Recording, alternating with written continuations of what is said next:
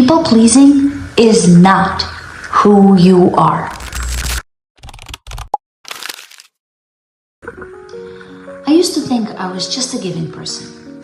I actually prided myself on it. I don't need much, I'm low maintenance, I'm easy, I'm happy to go along with whatever you want. I don't want to make waves. I don't want to be difficult. What I didn't realize is that I had taught myself to disappear, and I was calling it love.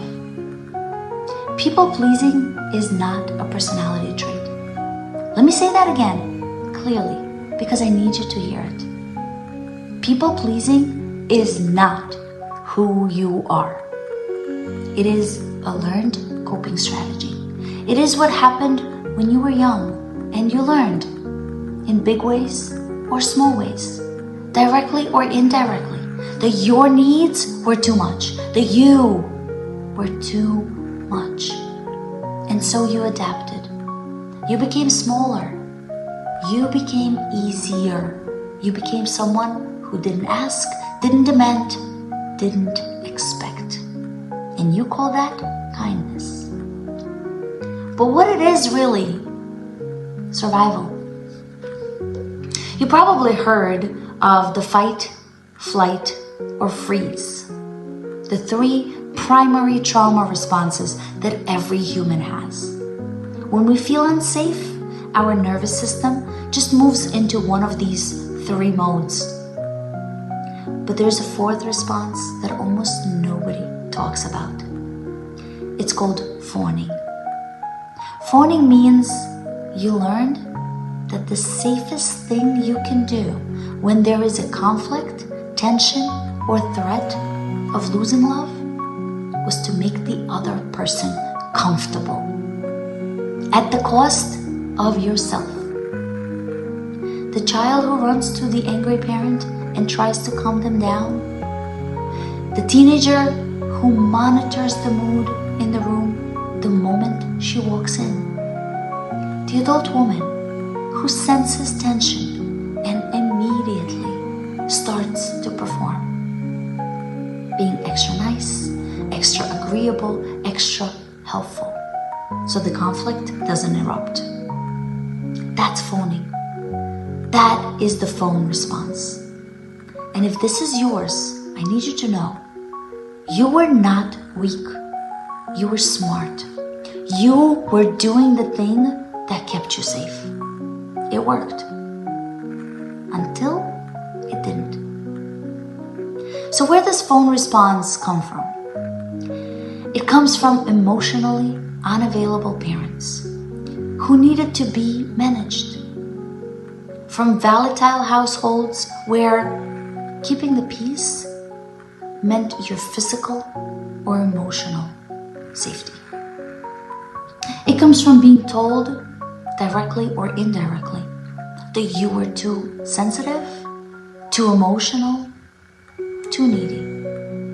It comes from learning that love was conditional on your behavior. Be good enough and they'll stay.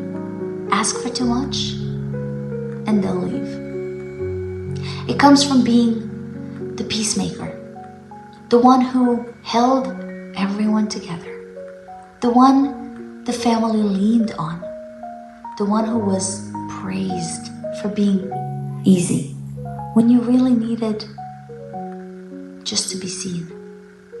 And so you learned, don't have needs, or if you do, hide them.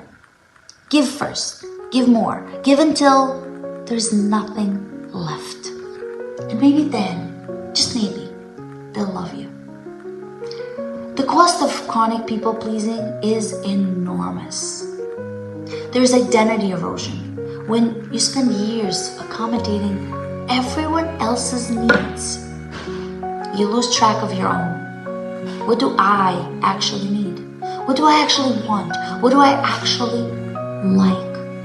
And what do I usually believe in? You don't know anymore because you've been reflecting everyone else's emotions back to them for so long that your own reflection has been faded.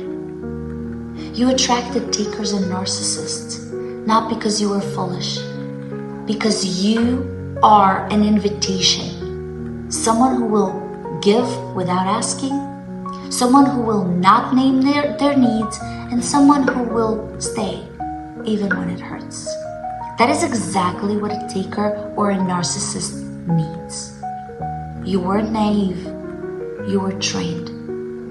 You build this chronic resentment because you're giving and giving and giving, and no one is giving back to you. And you're not naming it.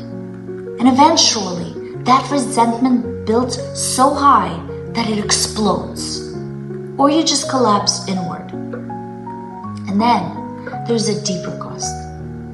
You stop knowing who you are.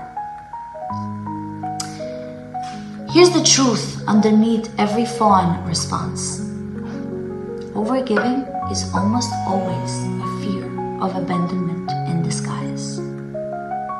If I give enough, they won't leave. If I ask for nothing, I won't be rejected. If I make myself easy, they'll stay. If I'm low maintenance enough, I'll be loved. That's not generosity.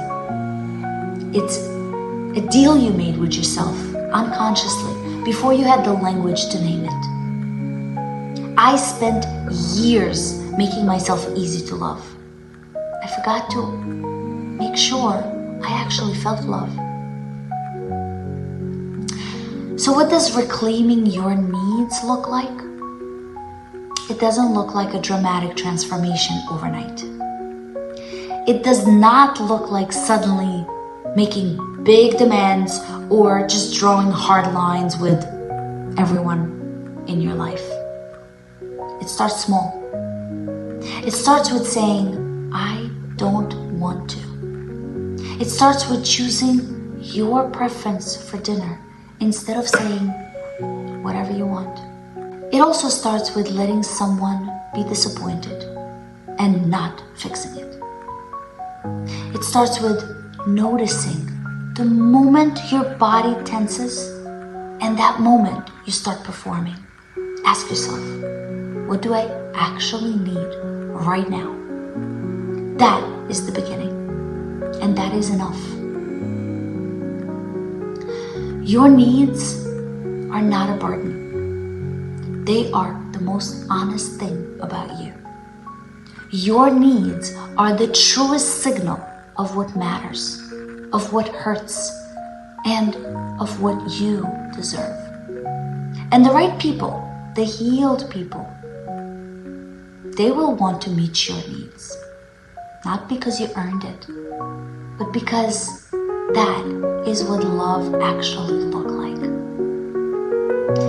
If you've been shrinking yourself in any relationship, in your marriage, your friendships, your family, your work, I want to help you find your way back.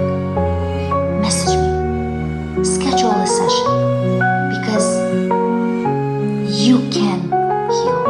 I do individual coaching, group coaching, because you are now finally